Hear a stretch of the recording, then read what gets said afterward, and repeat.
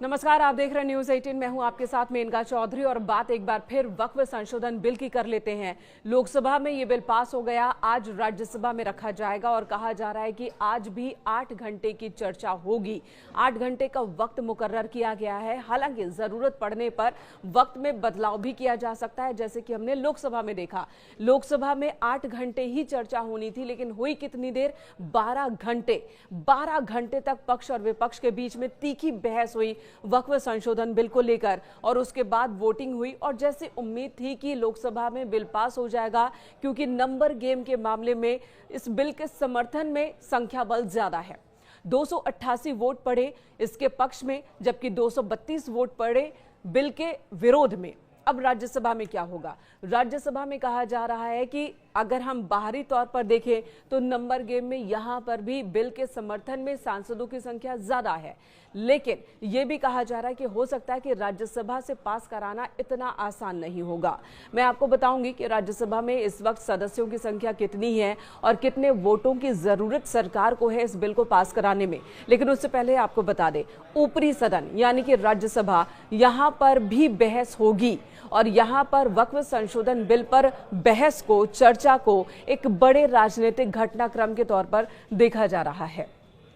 वक्फ संशोधन बिल पर लोकसभा में 12 घंटे तक चर्चा हुई और इन 12 घंटों में सत्ता पक्ष हो या विपक्ष हो, सबने पुरजोर तरीके से अपनी बात रखी है। कांग्रेस ने कहा कि सरकार की नजर वक्फ की जमीनों पर है, सरकार वक्फ की जमीनों को छीनना चाहती है, मस्जिदों को हटा देना चाहती है, अल्पसंख्यकों को परेशान करना चाहती है। तो वहीं सरकार का कहना है कि दरअसल वक्फ बोर्ड में पारदर्शिता लाने के लिए हम ये बिल लेकर आ रहे हैं ताकि जवाबदेही तय हो सके।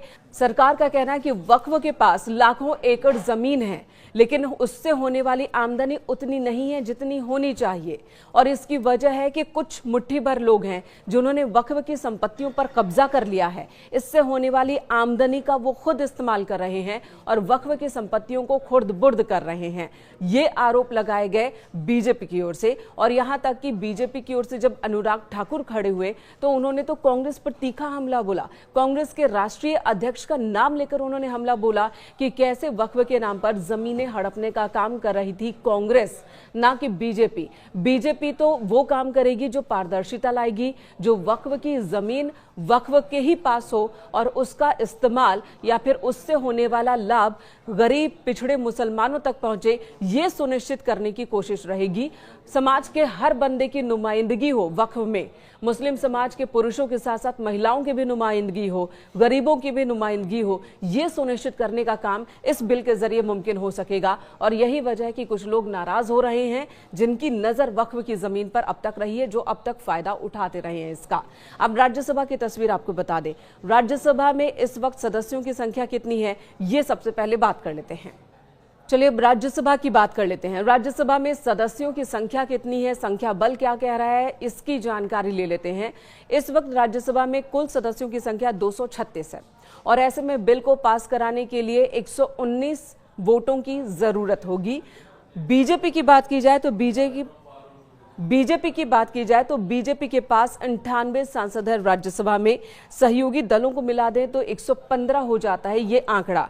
अगर इसमें 6 मनोनीत सदस्यों को जोड़ दें तो 121 तक ये आंकड़ा पहुंच जाता है। यानी कि सरकार को यहां पर भी बिल पास कराने में कोई दिक्कत नहीं होगी।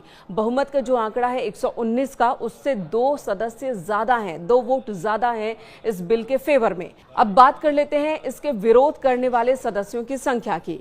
तो इस वक्त कांग्रेस के पास 27 सदस्य हैं राज्यसभा में, यानी कि कांग्रेस के सांसद 27 हैं। वहीं पर अगर गठबंधन की बात कर ले, INDIA ब्लॉक गठबंधन की बात करें तो कुल सदस्यों की संख्या 85 है। वहीं 7 बीजेडी के हैं, इनमें YSR कांग्रेस के 9 हैं, BJD के 7 हैं, AIDMK के 4 सदस्य हैं। राज्यसभा में 3 ऐसे सदस्य हैं जो ना ही इंडिया गठबंधन में है, ना ही इंडिया गठबंधन से बाहर हैं। तो इनके वोट को अगर इंडिया गठबंधन में जोड़ भी ले तब भी बीजेपी के पास यानी कि NDA सरकार के पास बहुमत का आंकड़ा मौजूद है। राज्यसभा में भी यहां से भी तकनीकी तौर पर बिल पास कराने में बहुत ज़्यादा दिक्कत नहीं आएगी सरकार को। लेकिन कहा यह जा रहा है कि हो सकता है कि आखिरी मोमेंट में कुछ लोग अपना मन बदल ले। ये भी मुमकिन है। कुछ लोग ऐसा दावा कर रहे हैं, खासकर विपक्षी गठबंधन को उम्मीद है कि कुछ लोग जो हैं वो बिल के अगेंस्ट में शायद वोट कर दें। और राज्यसभा से भी बिल पास हो जाने के बाद राष्ट्रपति के पास भेजा जाएगा। राष्ट्रपति के हस्ताक्षर के साथ ही ये कानून में तब्दील हो जाएगा। हालांकि जो संगठन बिल के विरोध में है उनका कहना है कि हम आंदोलन करेंगे, सड़क पर आंदोलन करेंगे। वहीं कांग्रेस समेत तमाम विपक्षी दल भी कह रहे हैं कि उसी तरह से मुस्लिम संगठन आंदोलन करेंगे जैसा कि किसान बिल के बाद किया गया था। जब सरकार किसान बिल लेकर आई थी तब भी यही कहा था कि ये किसानों के हित में है, लेकिन किसानों ने जब धरना प्रदर्शन किया, अपनी हक की आवाज बुलंद की, तो सरकार को झुकना पड़ा, बिल वापस लेने पड़े, काले कानून को वापस लेना पड़ा। और यही कह रहे हैं कि विपक्षी दल कि इस बार भी माहौल ऐसा बनेगा और ऐसा हम बनाएंगे कि सरकार को ये बिल वापस लेना पड़ेगा। फिलहाल देखने वाली बात होगी कि ऐसा मुमकिन है, क्योंकि मुस्लिम समाज की भी बात की जाए तो यहाँ पर भी दो धड़ा नजर आता है। एक धड़ा ऐसा भी है जो एक्टिव है सड़कों पर, जो जश्न मना रहा है। उनका कहना है कि वक्फ कानून के आ जाने से, संशोधन हो जाने से उन्हें बहुत राहत मिलने वाली है। लेकिन इसके बाद की स्थिति असल में क्या होगी वो फिलहाल अभी इंतजार करना पड़ेगा।